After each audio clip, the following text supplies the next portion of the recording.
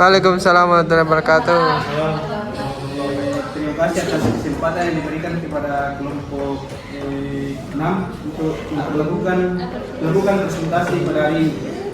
Silakan untuk materi Masas. Baik, terima kasih atas kesempatan yang telah diberikan. Saya akan presentasikan hasil kerja kelompok saya, yaitu sport message. Yaitu sport message atau pijat olahraga adalah teknik pijat yang dirancang khusus untuk membantu atlet dalam meningkatkan dan mempercepat pemulihan dan mencegah cedera. Sport message bisa dikombinasikan berbagai teknik pijatan seperti stretching dan finger point terapi untuk mencegah kesegahan otot akibat aktivitas fisik yang intens. Sejarah perkembangan sport message berkembang seiring kemajuan ilmu pijat dan olahraga sejak zaman kuno hingga modern. Bangsa Cina, India, Mesir, Persia, dan Yunani telah mengenal pijat sebagai bagian dari perawatan tubuh dan pemulihan.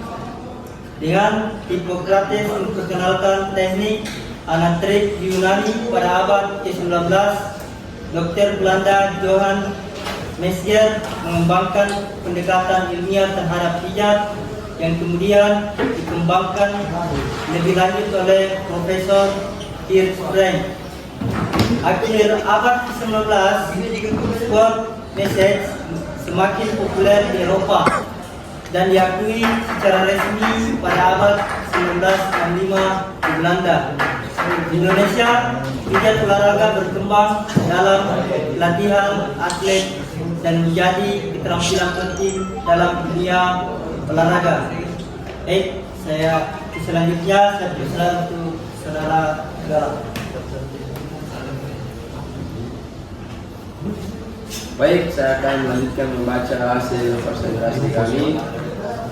Sport message memiliki beberapa tujuan utama, antara lain meningkatkan kinerja atlet, mencegah pelanggaran, akseleratif recovery, pengurangan stres dan tegangan.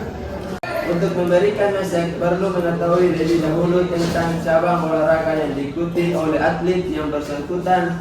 Message yang diberikan pada atlet tenis meja, tenis, dan bulu tangkis lebih banyak ditunjukkan pada otot-otot persendian bahu, sedangkan pada pemain sepak bola, atlet berlari, melompat, perhatian kita curahkan pada message otot-otot tungkai. Yang kedua itu kondisi tubuh atlet. Kondisi tubuh atlet tidak terlalu dalam keadaan baik. Kadang-kadang juga ototnya terasa halus dan elastis bila dipegang. Tetapi tidak jarang pula ada atlet yang ototnya keras dan terasa sakit saat dipegang. Oleh karena itu perlu adanya pemberian message. Yang ketiga itu kontraindikasi terhadap message. Adanya faktor ini perlu perhatian kita lebih teliti, sebab kemungkinan besar atlet menderita suatu penyakit yang merupakan kontraindikasi terhadap message.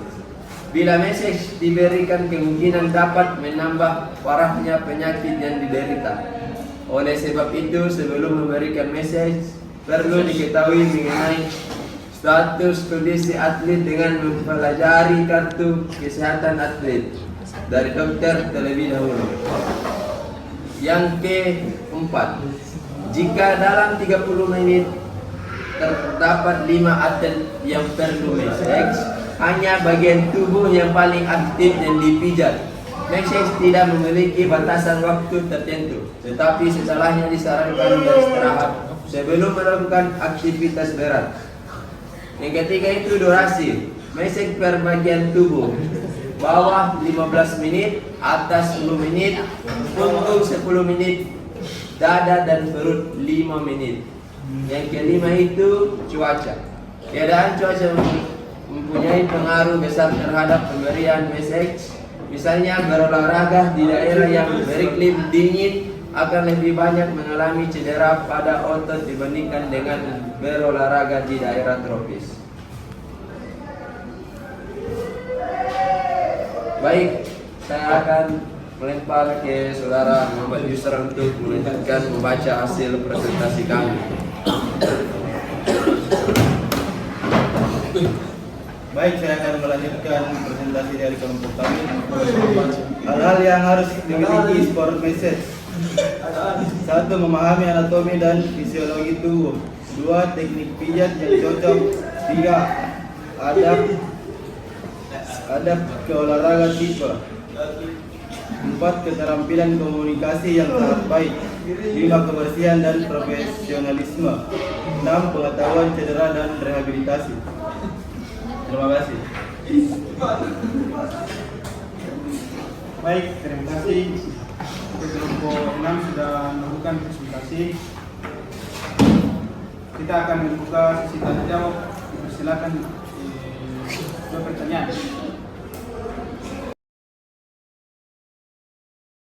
Nama saya saya akan berikan pertanyaan kepada kelompok 6, yaitu apa yang membedakan pijat olahraga dengan pijat biasa? Terima kasih.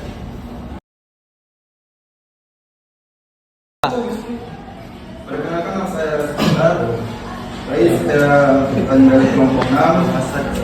Kenapa jika terjadi cedera serius tidak boleh langsung diurut atau di massage?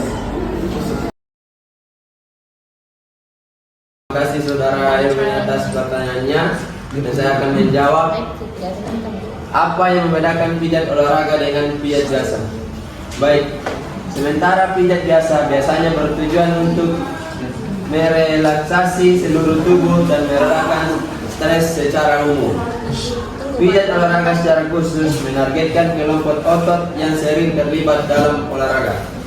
Bagaimana saudaranya Erwin? Apakah jawaban diterima? Apa ada tambahannya? Terima kasih atas jawabannya. Baik, terima kasih. Baik, saya akan menjawab pertanyaan dari saudara Rais. Kenapa jika terjadi cedera serius tidak boleh langsung diurut atau di massage? Awalnya cedera akan merusak jaringan di sekitar sendi yang memicu reaksi perdana.